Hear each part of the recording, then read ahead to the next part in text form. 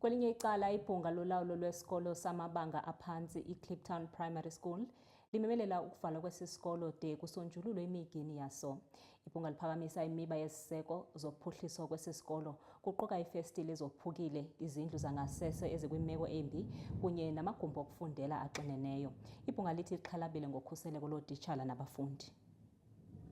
Inkonzo esematholeni njengoba ivulwa izikolo osukwini lanamhlanje kananjalo kubazali nabantwana baseKliptown Primary School njengoba amalungu esigungu esilawula isikole kanjalo nabo abazali bezwakalisa okukhulu ukukhathazeka ngesimo esingesihle esikoleni Kliptown Primary Extension 9 Eldorado Park.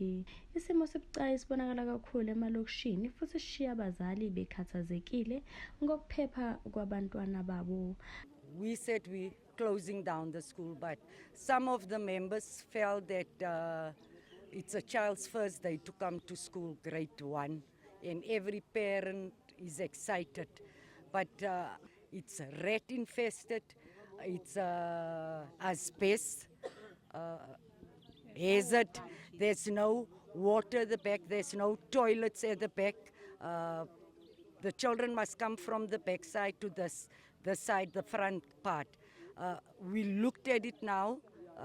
Children are coming from that side to the side. No teachers, nobody's there to be with these children.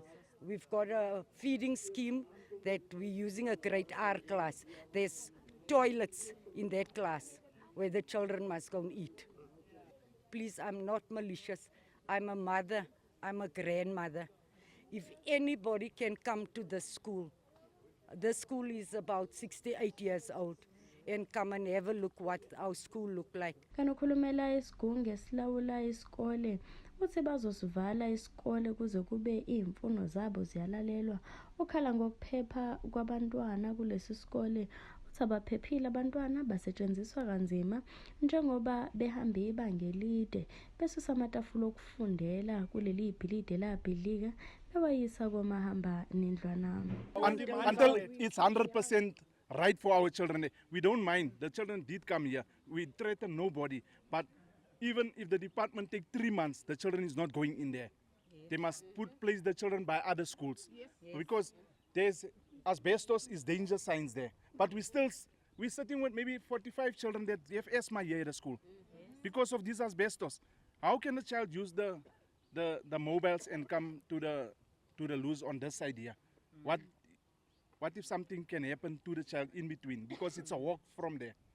Okhulumela abazali uthi abakufunayo nje izidingo eziyisisekelo, izindlu zangasese ezifanele abafundi kanjalo nothisha namanzi.